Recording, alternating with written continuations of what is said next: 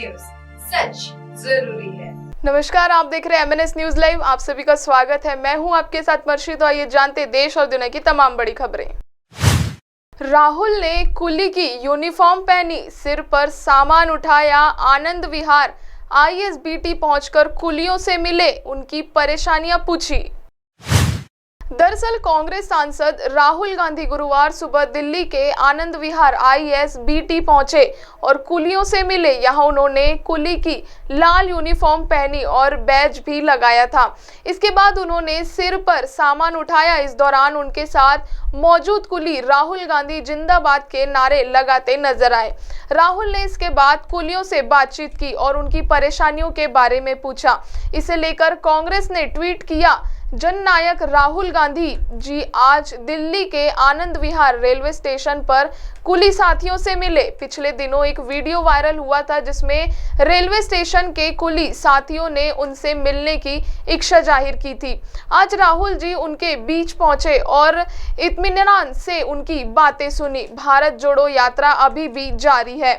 पिछले कुछ समय से राहुल गांधी लोगों के बीच जाकर उनसे उनकी परेशानियों के बारे में बात कर रहे हैं। कांग्रेस नेता राहुल गांधी 1 अगस्त को अलसुबह दिल्ली की आजादपुर मंडी पहुंचे थे। यहां उन्होंने सब्जियों, फलों के बढ़ते दाम को लेकर विक्रेताओं से बात की और उनकी समस्याएं पूछी। इस दौरान दुकानदार उन्हें घेरे दिखाई दिए हैं। राहुल ने हरियाणा के सोनीपत में किसानों के साथ खेतों में धान की रुपाई भी की थी। उन्होंने ट्रैक्टर चलाकर खेत की जुताई भी की। इस दौरान किसानों और खेत मजदूरों के साथ खेती किसानी पर बातचीत भी की। कांग्रेस नेता राहुल गांधी ने दिल्ली के एक गैरेज में पहुंचकर वहां के मैकेनिक्स के साथ भी काम किया। राहुल ने अपने इंस्टाग्राम अकाउंट पर 6 फोटो पोस्ट करके इसकी जानकारी दी। एक फोटो में राहुल एक बाइक में स्क्रू ड्राइवर से पेच कसते दिखाई दे रहे हैं। राहुल गांधी ने अंबाला से चंडीगढ़ का 50 किलोमीटर का सफर ट्रक से तय किया। दरअसल वे दोपहर को दिल्ली से शिमला के लिए कार से निकले थे। पार्टी कार्यकर्ताओं ने बताया कि राहुल ने इस दौरान ट्रक ड्राइवरों से बात की और उनकी समस्याएं भी सुनी। कर्नाटक विधानसभा चुनाव से पहले कांग्रेस नेता राहुल गांधी ने बेंगलुरु में गिग वर्कर्स और डिलीवरी बॉय का काम करने वाले लोगों के साथ डोसा खाया। इस दौरान राहुल ने उन लोगों की जिंदगी के बारे में बातचीत की और एक डिलीवरी बॉय के स्कूटर की सवारी भी की। राहुल ने दिल्ली के मुखर्जी नगर पहुंचकर यूनियन पब्लिक सर्विस कमीशन और कर्मचारी चयन आयोग की भर्ती की तैयारी कर रहे स्टूडेंट से भी बातचीत की। उन्होंने स्टूडेंट्स से उनकी उम्मीदों और अनुभवों के बारे में पूछा। नजर डालते हैं एक और खबर पर। राज्यसभा में महिला आरक्षण बिल पर चर्चा। कांग्रेस सांसद के ने नाम पर आपत्ति जताई। PM ने लोकसभा में सभी सांसदों को शुक्रिया कहा। दरअसल महिला आरक्षण बिल यानी नारी शक्ति वंदन अधिनियम के लोकसभा से पास होने के बाद गुरुवार को राज्यसभा में चर्चा हो रही है। चर्चा की शुरुआत कांग्रेस नेता रंजीत रंजन ने की। उन्होंने कहा कि आपने इसे नारी शक्ति वंदन विधेयक नाम दिया। महिलाओं को वंदन नहीं, समानता का अधिकार चाहिए। उन्होंने कहा कि आपकी सरकार में महिलाओं की कितनी वंदना होती है यह आपको मालूम है। जब आपको सत्ता पाने की जरूरत होती है तब आप महिलाओं को देवी बनाकर उसकी पूजा करने लगते हैं। इसके बाद भाजपा के अध्यक्ष JP नड्डा ने अपनी बात रखी। उन्होंने कहा कि इस कदम से नारी का सशक्तिकरण होगा और नारी को ताकत मिलेगी। नारी शक्ति वंदन विधेयक यह शब्दावली ही हमारी पार्टी के दृष्टिकोण को स्पष्ट करती है। हमारे मन में धारणा बनी है कि हम महिलाओं के लिए काम का एहसान कर रहे हैं, लेकिन हमेशा से ही हमारी संस्कृति में महिलाओं का ऊंचा स्थान रहा है। हमने नारी को शक्ति और देवी के रूप में देखा है। यह बिल 20 सितंबर को लोकसभा में पास हो चुका है। बिल के पक्ष में 454 वोट पड़े जबकि 2 वोट इसके खिलाफ पड़े। पर्ची के जरिए हुई वोटिंग में AIMIM पार्टी के 2 सदनों असदुद्दीन ओवैसी और इम्तियाज जलील ने विरोध में वोट डाले हैं। लोकसभा में सुबह 11 बजे जब कार्रवाई शुरू हुई तो सबसे पहले प्रधानमंत्री नरेंद्र मोदी बोलने के लिए खड़े हुए। उन्होंने कहा कि कल भारत की संसदीय यात्रा का एक स्वर्णिम पल था। उस पल के हकदार इस सदन के सभी सदस्य हैं, सभी दल के सदस्य हैं, सभी दल के नेता भी हैं। सदन हो या सदन के बाहर हो, वे भी उतने ही हकदार हैं। उन्होंने आगे कहा कि मैं आज इस बहुत महत्वपूर्ण निर्णय में और देश की मातृशक्ति में एक नई ऊर्जा भरने में कल का निर्णय और आज राज्यसभा के बाद जब हम अंतिम पड़ाव भी पूरा कर लेंगे, देश की मातृशक्ति का मिजाज बदलेगा और जो विश्वास पैदा होगा।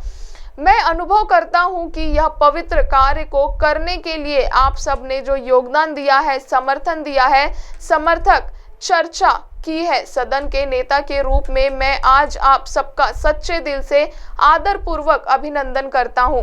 लोकसभा के बिल पर चर्चा में 60 सांसदों ने अपने विचार रखे। राहुल गांधी ने कहा कि ओबीसी आरक्षण के बिना यह बिल अधूरा है। इस पर अमित शाह ने कहा कि यह आरक्षण सामान्य एससी और एसटी में समान रूप से लागू होगा।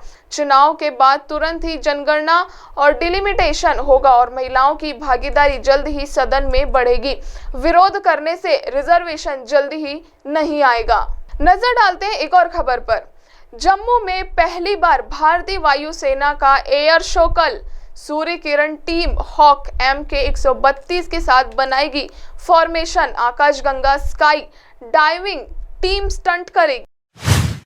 दरअसल जम्मू एयरफोर्स स्टेशन में पहली बार भारतीय वायुसेना IAF का एयर शो होने वाला है।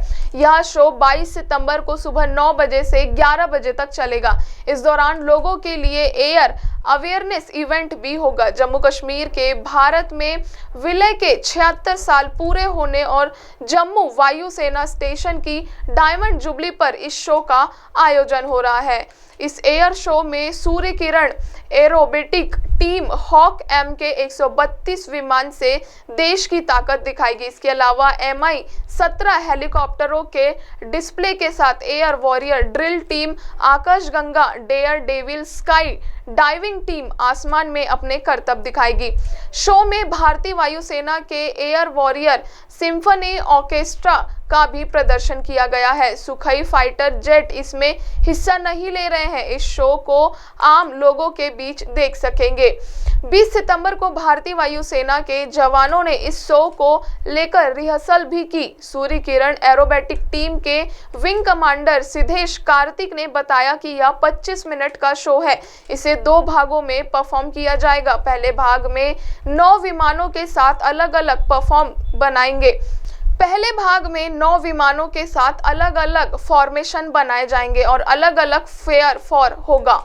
यह हिस्सा फ्लाइट्स की सटीकता को दर्शाएगा। दूसरे भाग में एरोबेटिक टीम खुद को छोटी यूनिट्स में बांटकर और ज्यादा रोमांचक स्टंट करने के लिए जमीन के करीब आती है। इन स्टंट्स से बताने की कोशिश करते हैं कि एक आधुनिक लड़ाकू विमान क्या कर सकते हैं। इससे पहले 15 सितंबर को राजस्थान के जयपुर में जल महल के ऊपर IAF के 9 हॉक विमानों ने हैरतअंगेज करतब दिखाए थे। करीब 1 घंटे तक सूर्य किरण एरोबेटिक टीम ने एयर शो किया था। इसमें 3 पायलट जयपुर के थे। सभी विमानों ने जयपुर एयरपोर्ट से उड़ान भरी थी। अब आप हमारे चैनल को आपके मोबाइल पर भी देख सकते हैं। मोबाइल में देखने के लिए प्ले स्टोर से MNS news TV app download करें। इंस्टा, ट्विटर, फेसबुक और अन्य सोशल मीडिया प्लेटफॉर्म पर हमारा चैनल उपलब्ध है। आप हमारे चैनल को लाइव भी देख सकते हैं www.imnsnewstv.com पर। फिलहाल वक्त हो चुका है दर्शकों ब्रेक का। ब्रेक से लौटने के बाद देखेंगे देश और दुनिया की तमाम बड़ी खबरें। नमस्कार।